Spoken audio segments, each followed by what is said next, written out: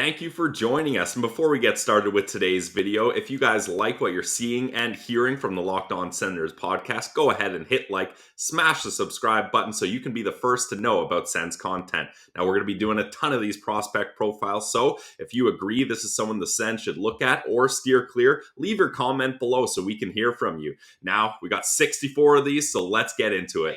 Coming in at number 62 on our top 64 draft picks with an average rank of 67.25. We're going to Sweden for Ludwig Persson.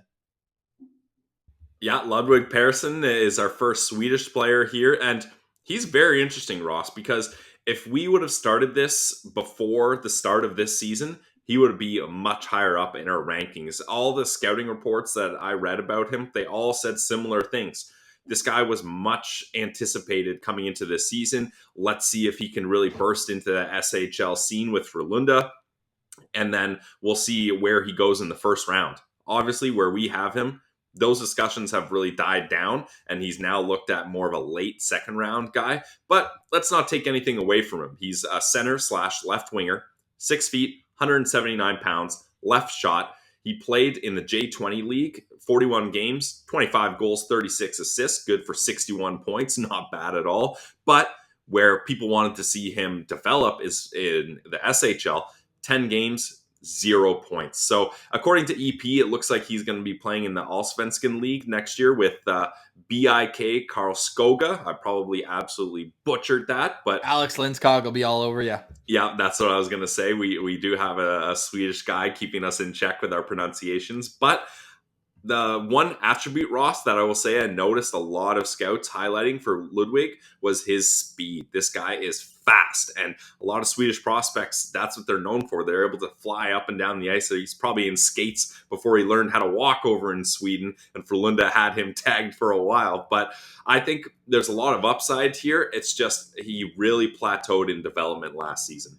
Do you know what's interesting about that too, Pilsy, is he's another, just like Dylan James, he's an early birthday for this class, one of the rare 2003 birthdays in this class, October 8th. So he'll be 19 in October by the time next season starts. He's 6 feet tall, about 180 pounds. And as you mentioned, a guy whose stock is probably lower than it's ever been. And when you look at some of the stats, Pilsy, on elite prospects, who I'll pull up right now. I'll go through the rankings first because those who are watching it, they've got it here. So just catch up. Scott Wheeler's higher on him than all, and maybe he just wanted to, not drop him as dramatically as some of the other scouting references did. Like Bob McKenzie doesn't even have him in his top 80.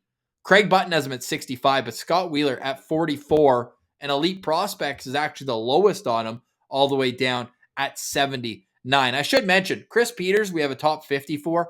Tony sent me his top 32, and Corey Pronman did a top 32. So when you see not ranked for those two guys, it's not because they have him like 85th or anything like that. I know the numbers are a lot lower for the other ones here, but we'll find a groove here with our rankings as we continue it. You mentioned the numbers are still great when he's playing junior hockey, 61 points in 41 games here at that level. But if he's been so highly touted, Pilsy, this is the kind of guy who you would have liked to see get to that next level and at least contribute a little bit before his draft.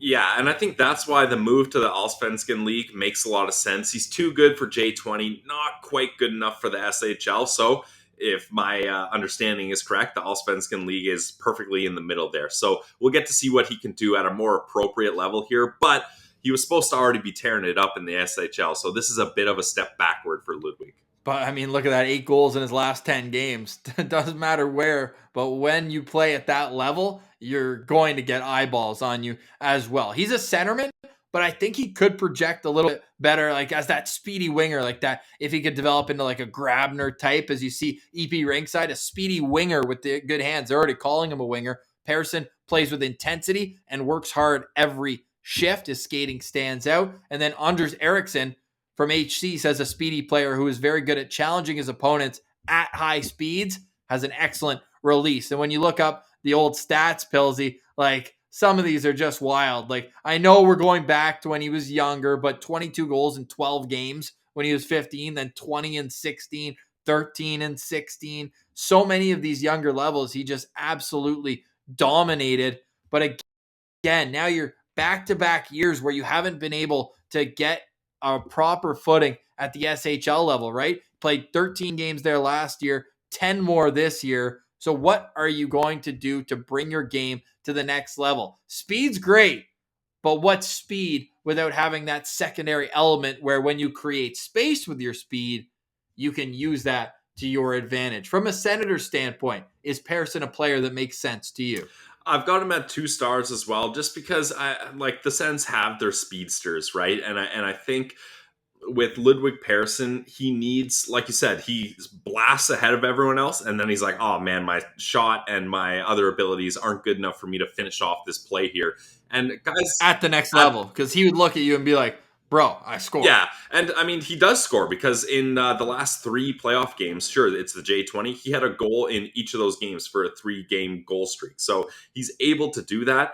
Let's see what he can do in the middle tier level here, and we'll go from there. But I'm not overly excited about him and his fit with the Sens. I would say 3.5, just because for me, when you're putting up that kind of offense, you know that potential's in there somewhere.